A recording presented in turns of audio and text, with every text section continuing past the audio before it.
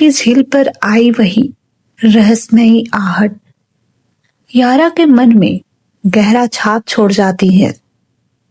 अगली सुबह वो नींद से उठ तो जाती है, पर उसका दिमाग पूरी रात की घटनाओं में अटका रहता है।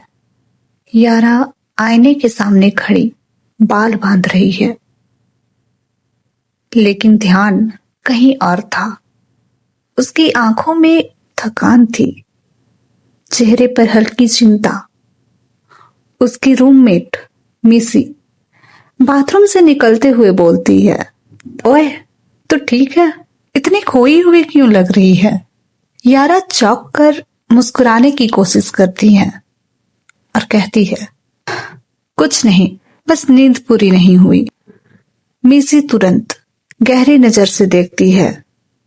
नींद पूरी नहीं हुई या किसी ने रात भर जगा कर रखा है?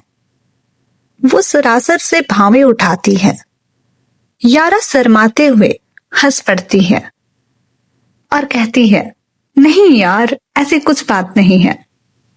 पर मिसी को उसकी हंसी भी अधूरी लगती है।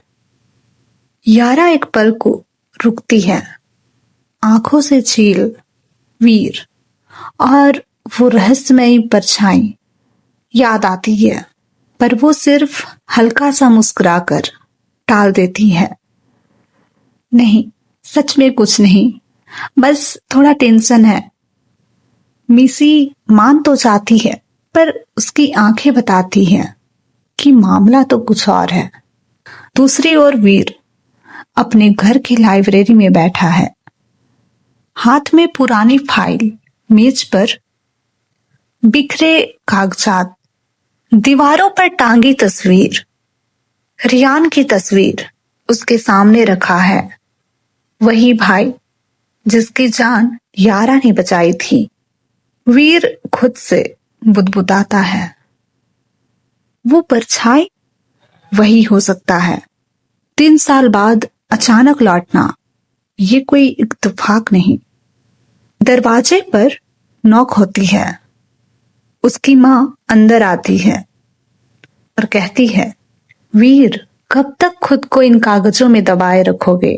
रियान की यादें दर्द देती है, पर यूं खुद को खत्म मत करो। वीर शांत स्वर में कहता है, माँ, मैं उसे इंसाफ दिलाए बिना नहीं रुकूंगा। माँ उसके कंधे पर हाथ रखती है। और ये लड़की यारा, क्या वो इस सब का हिस्सा बन चुकी है?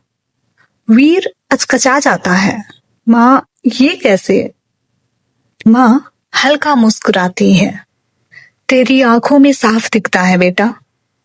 मैं बस इतना कहूंगी, अगर वो तेरी कमजोरी बने तो खतरा बन जाएगा। वीर आंखें झुका लेता है। उसे एहसास है ये बात सच है। यारा घर से बाहर निकलती है। रास्ते में कॉफी शॉप पर आती है। तभी दरवाजे की घंटी ट्रिंग करती है। वो मुड़ती है और सामने वीर खड़ा है। दोनों एक पल के लिए बिना शब्दों के एक दूसरे को देखते रहते हैं। वीर धीमे से मुस्कुराता है और कहता है, यारा, तुम ठीक हो? यारा भी मुस्कुरा देती है, कहती है, हाँ, पर तुम? कल रात तुम बहुत परेशान लग रहे थे। वीर पास आकर बैठता है और कहता है, परेशानी तो अभी भी है, पर तुम्हारे होने से थोड़ी कम हो गई है। यारा का चेहरा हल्का लाल हो जाता है। वीर, तुम ऐसी बात क्यों करते हो?